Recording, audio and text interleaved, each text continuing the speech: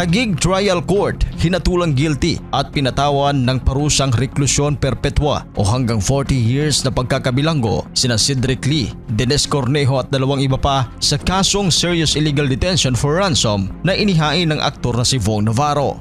Hinatulan na nga sina Cedric Lee at Dennis Cornejo ng guilty beyond reasonable doubt sa kasong serious illegal detention sa Showtime host na si Vong Navarro.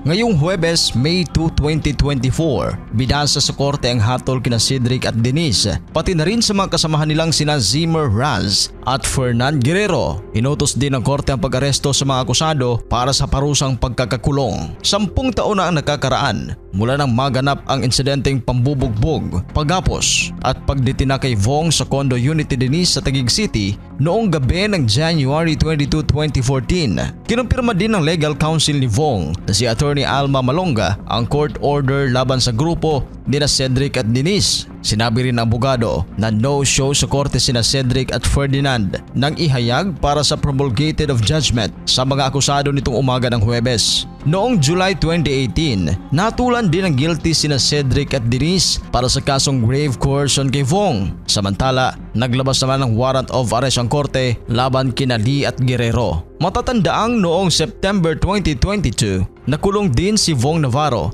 dahil sa dalawang kasong isinampa ni Denise Cornejo laban kay Vong na rape at act of lasciviousness. Isa sa mga kontrobersyal na nangyari sa mundo ng showbiz ang balitang ito patungkol kay Vong na nauwi pa nga sa malalang pambubugbog ng grupo ni Denise kasama si Cedric Lee. Nauna nang sinabi ni Vong Navarro na wala siyang ginawang masama at hindi niya pinagsamantalahan si Denise Cornejo. Nauna nang nag-iwan na malaking palaisipan ang sinasabing pagbaligtad ng pangyayari pagkatapos ngang ma-dismiss ng ilang beses ang reklamong rape na isinampa ni Denise Cornejo laban kay Vong Navarro. Si Denise ay modelo na nakilala ni Vong sa isang event noong 2011 at nakapalitan niya ng mensahe noong huling bahagi ng 2013. Nagkasundo silang magkita noong January 2014 kung kailan naganap ang dalawang insidenteng mitsa ng masalimuot nilang legal battle mula noon hanggang sa kasalukuyan.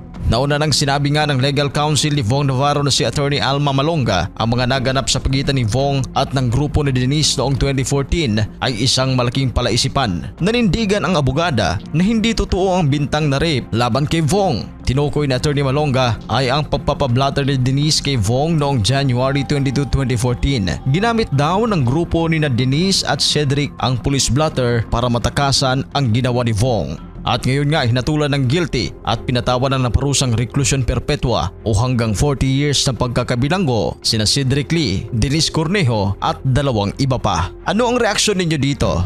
Kumbinsido ba kayo sa desisyon ng korte? Para sa inyong reaksyon, please comment down below. At sa mga hindi pa nakapag-subscribe, huwag kalimutan mag-subscribe sa Showbiz Caster. Maraming salamat po.